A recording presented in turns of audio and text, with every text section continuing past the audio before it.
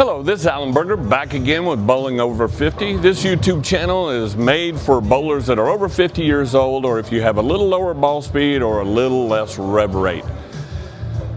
In our last video, we talked about hook and why you need hook and the phases of a bowling ball as it goes down the lane, as it goes through a skid phase and then a hook phase, and then the ball rolls towards the pins as it is completely in the dry. We talked a little bit about a house shot and how a house shot is designed to help you strike. There's a lot of oil in the middle of the lane and less oil on the outside of the lane. So if you throw the ball to the right, the ball hooks a little more. If you throw it in the middle, the ball hooks a little less, gives you more opportunity to actually hit the pocket. Today, we're going to actually talk about hooking the ball and how you hook a bowling ball.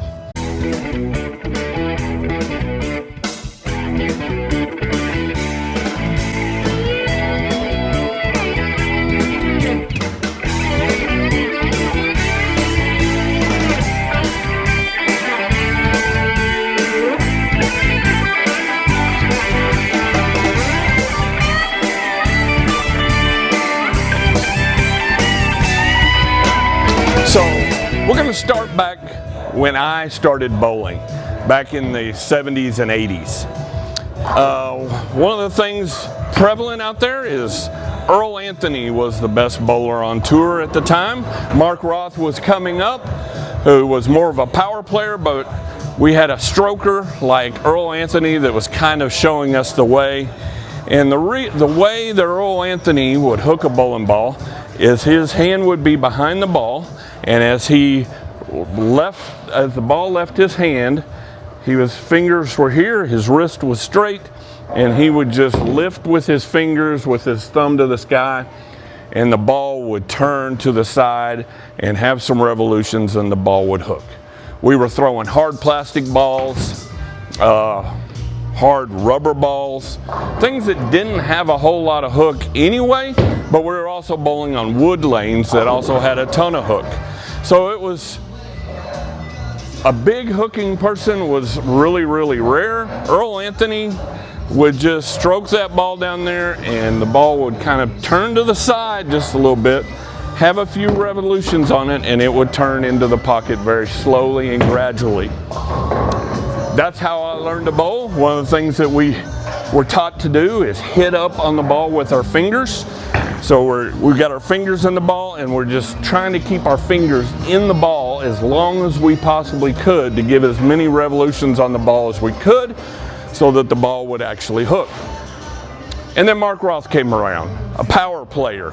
Marshall Holman, guys like that who were more of a power player who would get their hand around the ball and more turn the doorknob around the ball, get their fingers in their hand around the bowling ball to get more revolutions on the ball. They would cock their wrist a little bit more so the fingers were more below the equator of the bowling ball, and they would just turn the doorknob.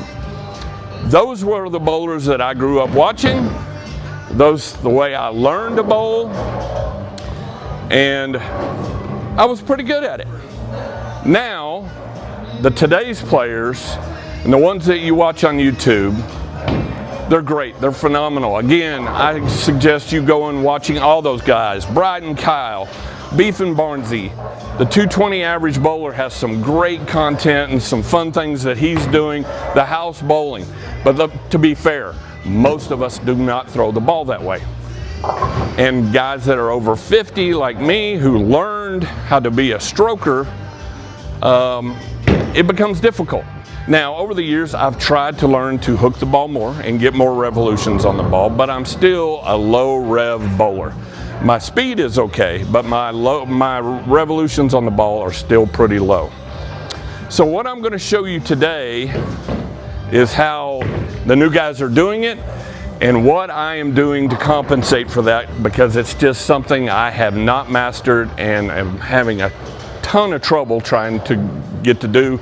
But I have found some revolutions at my age with my strength level and making it possible for me to hook the ball. So I'm going to use this bowling ball because it's brightly colored and hopefully you can see it go down the lane. Again, when we were growing up, all we did was kind of come around the ball this way.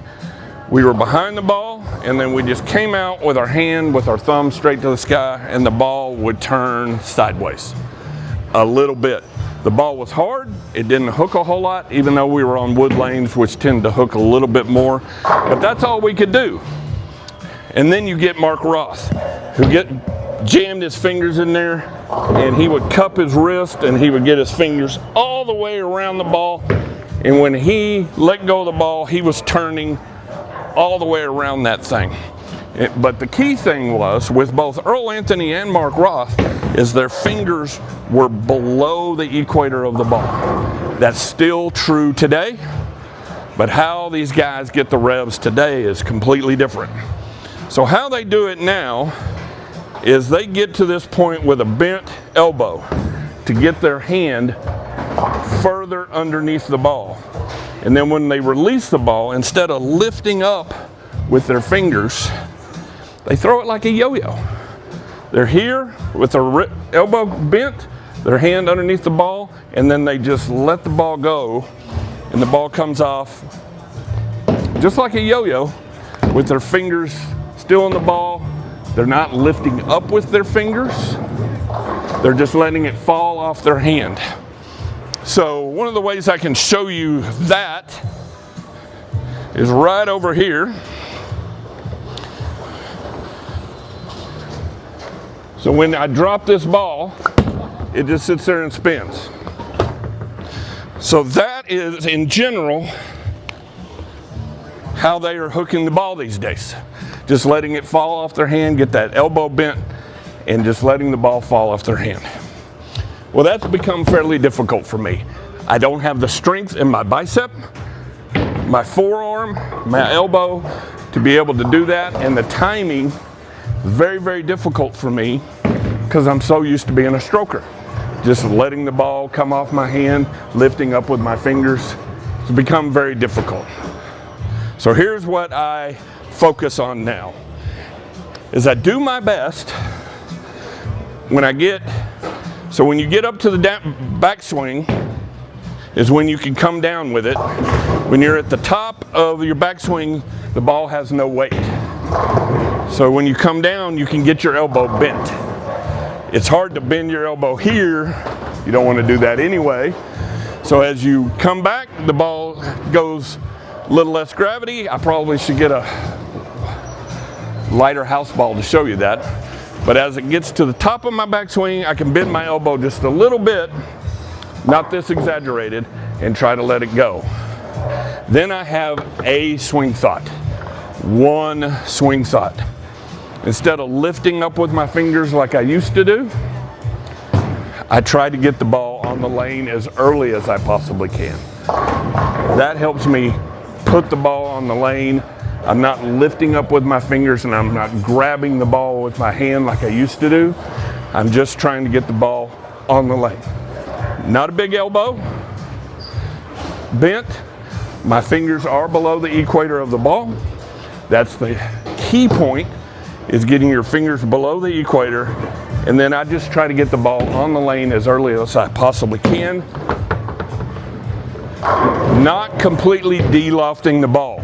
I'm not trying to set it down at the foul line. Still a little loft on the ball, getting it out on the lane, but I'm not lofting it to the arrows either, which is something I used to do, trying to get all those revs and hitting up on the ball with my fingers. I'd end up lofting the ball halfway down the lane. Don't want to do that. So we're going to get the lane turned on. I picked a ball that has some bright colors so you can kind of see it go down the lane. We'll try to get a shot from me from the side so you can kind of see what that looks like. So we'll be back in just a moment with me throwing some shots. All right, we're going to throw a few shots showing you as best I can on how I hook the ball. Keep in mind, I'm going to have a little bent elbow. Some of you won't be able to do that at all. Some of you might be able to try to get that elbow bent just a little bit. It won't be a huge elbow bend. I'm not EJ Tackett. I'm not going to just sling it out there. It's not my game. I can't do things like that. But I will have my elbow bent just a little bit. My fingers will be below the equator. I do not wear a wrist base. Mixed emotions about those anyway. You can buy some that can get you in a position where your hand can be under the equator, your fingers being under the equator of the ball, but it also doesn't allow you to go backwards and flip it like a yo-yo. So you're still going to run the risk of actually hitting up on the ball with your fingers and lofting it down the lane, which is not necessarily ideal, not completely wrong either.